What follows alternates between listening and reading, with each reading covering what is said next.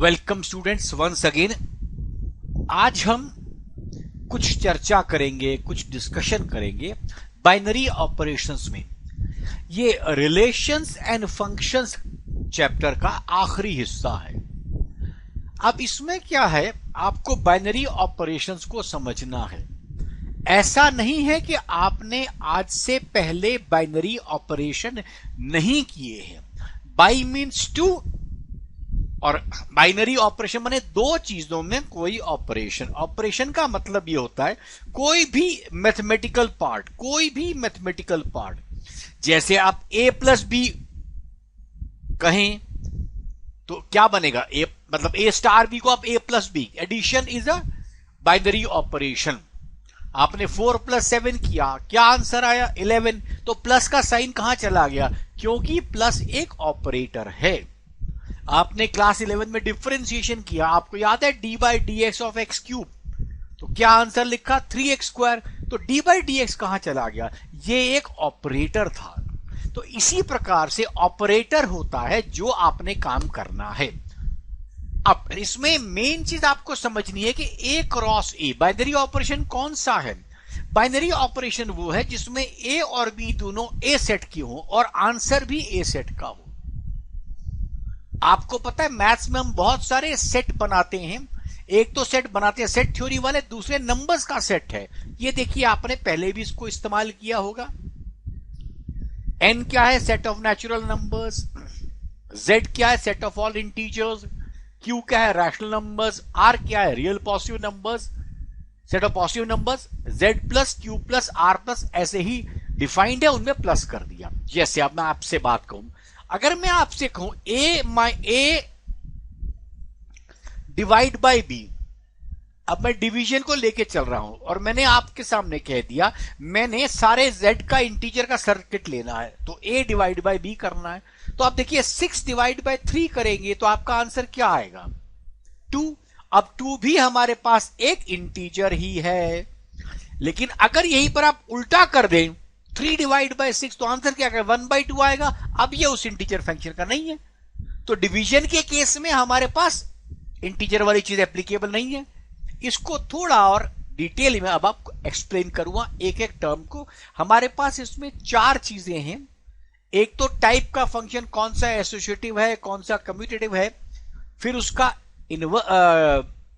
Identity element निकालना और inverse निकालना। ये 4 चीजें हैं जो बाइनरी में आपको यूज करनी होती हैं। आइए इसकी बात करते हैं। इसके ऊपर यूजुअली 4 नंबर का एक प्रश्न आया करता है, उसको हम डालते हैं। अब आप चलते हैं, आइए इधर देखिए। अब हमने कहा binary operation on a set x is called commutative अगर a स्टार b और b स्टार a दोनों सेम हो। a star b b star मतलब a और b का जो ऑपरेशन आप कर रहे हैं वो b स्टार हो, माने a प्लस b, मान लो प्लस को आप ले रहे हो तो आपको पता है a प्लस b और b प्लस a दोनों बराबर होते हैं, तो आप कह सकते हैं ये कम्यूटेटिव है। a into b b into a बराबर होता है, तो आप उसको भी कह सकते हैं कम्यूटेटिव है। लेकिन a डिवाइड बाई b और b डिवाइड बाई a दोनों सेम नहीं होते हैं, तो डिवीजन अपने आप में जरूरी नहीं कम्यूटेटिव हो। इस वजह से अब आप समझिएगा, मैंने किसी भी बाइनरी ऑपरेशन में सबसे पहले मेरे को बताना है सेट क्या है। हमने कह दिया जैसे x सेट बोला ना, ऑन अ सेट x हमने सबसे पहले बोलना है यार n हमने set of let's say natural numbers लिया। तो नेचुरल नंबर्स कौन से होते हैं आप जानते हैं, 1 2 3 4 सारे पॉजिटिव नंबर, सारे जीरो के अलावा सारे नंबर्स आप नेचुरल में लेते हैं, नेचुरल काउंटिंग जहां होती है। अब आप उसको लीजिए, मैंने कहा a स्टार भी a प्लस बी है। अब आप देखिए a स्टार भी a प्लस बी है, मैंने 4 और 6 का हमसे एग्जांपल ले लिया, तो what is 4 star 6, 4 plus 6। Operation plus इसमें स्टार था लिखने के लिए, जनरलाइज फॉर्म में स्टार है लेकिन आपने पॉजिटिव उसका नाम दे दिया, तो 4 plus 6 4 plus 6 this is making 10। Now let us see what is b star a। What will be b star a, it will be b plus a। That means now you are going to have 6 star 4। In this case, I'll make 6 plus 4. You know it is equal to 10. आपने देखा। अब आप सोचिए कोई भी number अगर आप लगाते तो ये चीज हमेशा चलती, क्योंकि आप 7 प्लस 9 कीजिए, 9 प्लस 7 कीजिए, वो हमेशा सेम आएगा। प्रोवाइडेड आपने सेट ऑफ नेचुरल नंबर्स लिया हुआ है, क्योंकि आपके पास जो 10 आंसर आया वो भी नेचुरल नंबर्स में है। अब आप देखिए, इसका मतलब हम कहेंगे A star B equal to B star A, मतलब ये एडिशन का operation is commutative for addition. Clear हो गया आपको? A star B star A के बराबर। ये कहां चैप्टर आपको याद होगा? रिलेशन में हमने क्या किया? रिफ्लेक्सिव। अगला क्या कहते हैं? सिमेट्रिक। ये सिमेट्रिक का भाई है।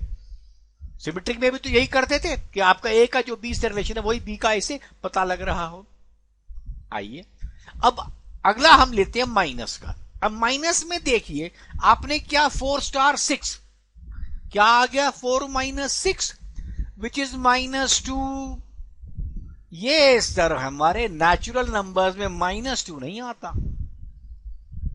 तो अब ये ऑपरेशन हमारे पास, अगर आप सेट लेके चल रहे हैं माइनस का, set of all natural numbers अगर आप लेके चल रहे हैं, तो आप कहेंगे सर इसका आंसर तो नेगेटिव में आ रहा है, इसका मतलब ये बाइनरी ऑपरेशन है ही नहीं।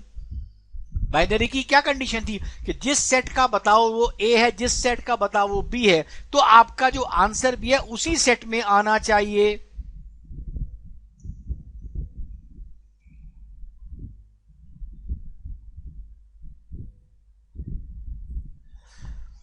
ठीक, ये -2 आया। अब अगला देखिए, इसके लिए मैंने अब सेट बदल दिया, सेट ऑफ ऑल इंटीजर्स के दिया। अब ये ट्रू आ गया, -2 मेरा इंटीजर्स में आ जाएगा। अब मैंने करी है, तो इसका मतलब अब देखिए बी स्टार है क्या होगा? बी माइनस है। अब मैंने क्या करना है? B is 6 - 4 which is 2। Again ये 2 इंटीजर्स में है, तो अगर मैंने इंटीजर्स का सेट ले लिया तो नेगेटिव करना भी मेरे पास कम्यूटेटिव होगा, लेकिन नेचुरल नंबर्स में it is not commutative for subtraction in natural numbers.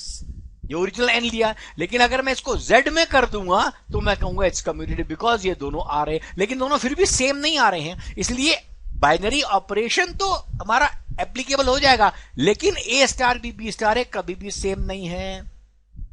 आप फर्क समझिए, जब हमने बात करी कि ए स्टार बी नेगेटिव आ रहा है तो हमारे पास ये बाइनरी ऑपरेशन ही नहीं है, लेकिन अगर मैंने z ऑफ इंटीजर्स कर दिया तो बाइनरी ऑपरेशन तो ये बन गया, लेकिन फिर भी दोनों बराबर नहीं है, तो कम्यूटेटिव फॉर सब्ट्रैक्शन ये बन ही नहीं सकता।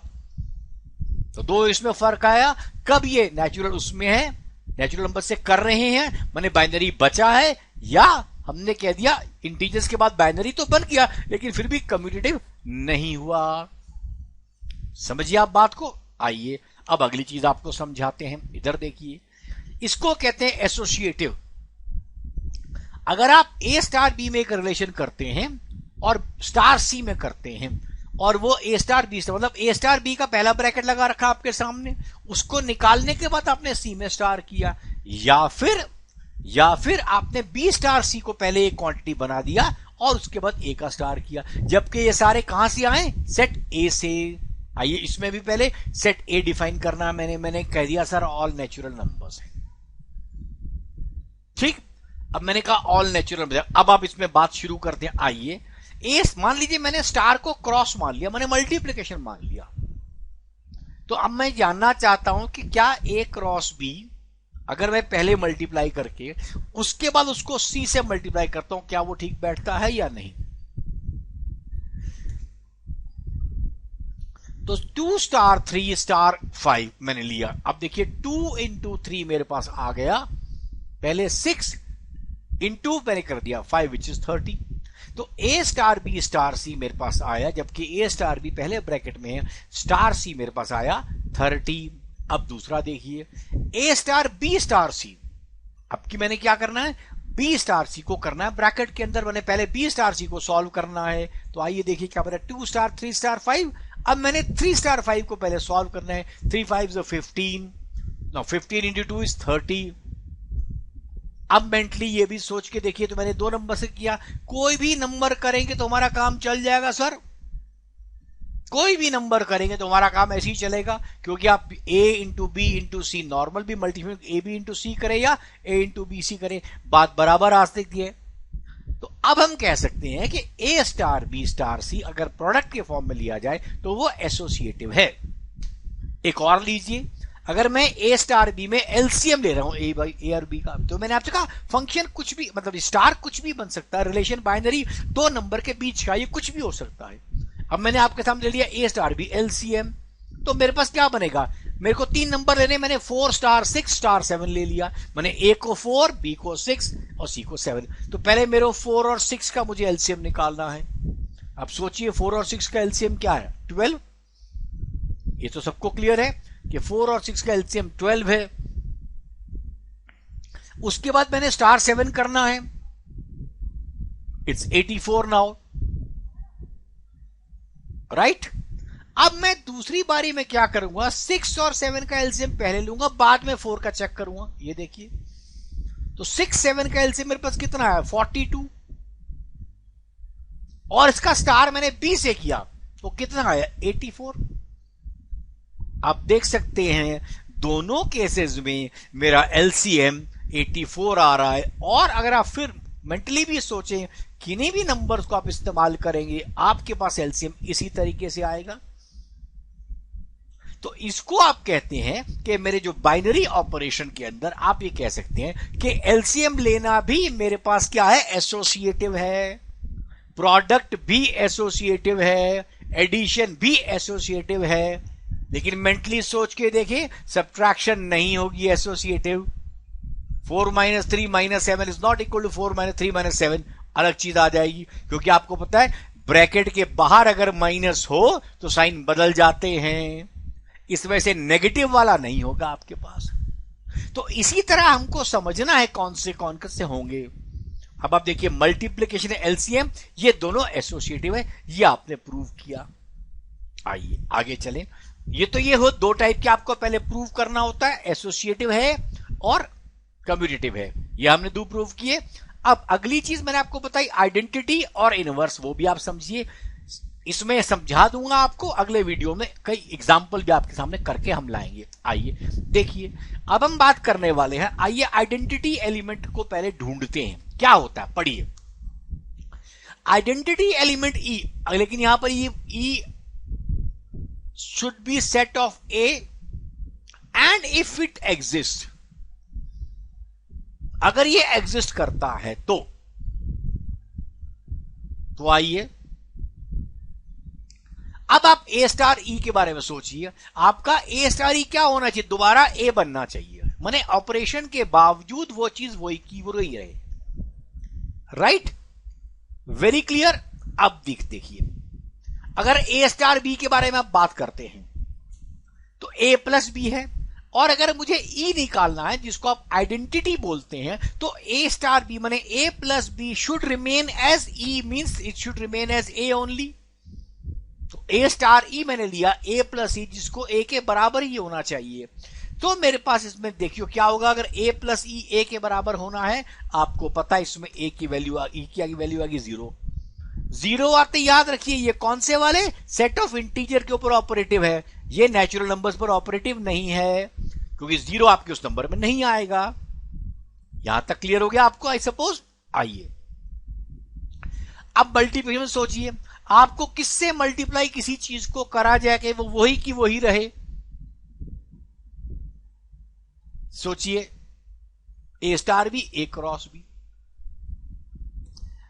ये स्टार ए क्रॉस ई प्लस ए, इसको करके आपको क्या मिल रहा है, किससे मल्टीप्लाई करेंगे वही रहेगा, आपको पता है दैट इज 1 ओनली, तो e becomes equal to 1। In fact division में भी ई 1 आएगा। सोचिए आप, ए को किससे डिवाइड करूंगा, ए रहेगा, वो आंसर 1 आएगा। तो मल्टीप्लिकेशन और डिवीजन के लिए मेरे पास आइडेंटिटी एलिमेंट जो ई है वो बन रहा है 1। इसी तरह एडिशन और सब्ट्रैक्शन के लिए मेरे पास जो आइडेंटिटी एलिमेंट बनता है वो बनता है 0। क्लियर, ये हुआ किसी भी ऑपरेशन का आइडेंटिटी एलिमेंट को निकालना। लेकिन अगेन यही बात है कि ए और ई, एवरीथिंग शुड लाई फ्रॉम ए। आइए, ए मीन सेट। अब इसको देखिए, अब बाइनरी में ये क्या बोलता है, अगर आइडेंटिटी एलिमेंट आपने बना दिया, अब ये कहता है कि एक ऐसा एलिमेंट ढूंढिए। पढ़िए अब क्या बोलता है, given a binary operation star in a cross a to a with the identity element E in an element A belongs to A is said to be invertible with respect to the operation if there exists an element B in A such that A star B becomes equals to E. समझ रहे हैं? और तब हम कहते हैं inverse, इसको बोलते हैं B. आप अब समझिएगा, एग्जाम्पल से आपको बिल्कुल क्लियर हो जाएगा. हमने अभी एडिशन की बात करी थी, तो आपको पता था एडिशन में मेरा आइडेंटिटी एलिमेंट क्या आया था? 0. मैं किसी चीज में 0 जोड़ूंगा, लेकिन वहां पर सेट, आपको याद है सेट नेचुरल नंबर्स के सोचने हैं आपको या इंटीजर के. यहां सोचिएगा, अगर मैं पॉजिटिव इंटीजर कह दूंगा तो फिर गलत है ई, क्योंकि ई इज कमिंग 0. राइट, अब आगे चाहिए ई बिकम 0. अब रिवर्स आते हैं, ए स्टार बी क्या है? A plus B which is equal to E. अब मेरे को सोचना है बी का ऐसा एलिमेंट लाना जो ई बनाए. ई मुझे क्या पता है? 0. अब ए में क्या ऐड करें कि वो 0 बने? ए में क्या ऐड करें कि वो 0 बने? ए स्टार बी इज ई, तो ए प्लस बी में क्या बने? वो 0. तो बी की वैल्यू अब देखिए कितनी आ सकती है? Only value is -a. अब यहां समझिए, ये वाला क्वेश्चन भी सेट ऑफ ऑल इंटीजर्स में अप्रूव होगा, क्योंकि आपको ऊपर बता दिया गया है कि बी वाला एलिमेंट भी ए में होना चाहिए, आइडेंटिटी भी एलिमेंट होना चाहिए, बी भी उसी में होना चाहिए, इनवर्स उसी में. तो ए इनवर्स की वैल्यू यहां पर क्या आ गई? -a. आइए इसी में एक और सोचते हैं. मान लीजिए मल्टीप्लिकेशन की बात करते हैं. अब आपका पता है मल्टीप्लिकेशन के लिए आपका आइडेंटिटी एलिमेंट बन चुका था, आपका आइडेंटिटी एलिमेंट बन चुका था 1. तो मेरे को ई बनाना है 1. अब 1 कब आएगा? ए का मैं किससे मल्टीप्लिकेशन करूं कि वो 1 बने? ई 1 है मेरा. अब देखिए ए क्रॉस बी को मैंने ए क्रॉस बी. अब मेरे पास यहां सवाल आ गया, सर इधर देखिए ई को का लाना है 1, ए स्टार बी, तो ए क्रॉस बी क्या बन गया? बी क्या बन गया? 1/a. अब 1/a कौन से एलिमेंट में होना चाहिए? ये रैशनल एक्सप्रेशन में आ जाएगा. तो ये वाला जो ऑपरेशन आप कर रहे हैं ये किस में ट्रू बैठेगा? अगर आपके पास सेट ऑफ नंबर वो है जो रैशनल एक्सप्रेशन हैं, क्योंकि 1/a बन गया आपके पास, p/q की फॉर्म में आपको लाना है. तो अब इसी तरह मैंने आपसे कहा कि ई, आपको बेसिकली इसमें समझना ये है, जो भी हम सेट की बात कर रहे हैं वो किस ऑपरेशन, किस सेट के अंदर वो ऑपरेशन की बात कर रहे हैं, इस पर आपने ध्यान रखना है. मुझे उम्मीद है कि यहां से आपको काफी चीजें क्लियर हो गई होंगी. तो आप इसको आगे चलेंगे, इसको हम आगे यूज कर सकते हैं.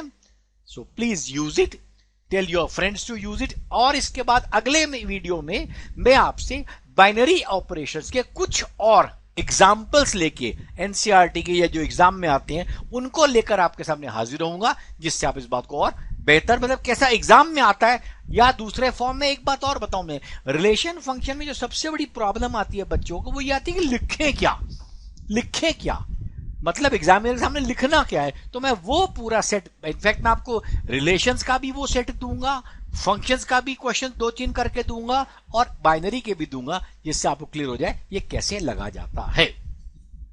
Right, thank you, all the best.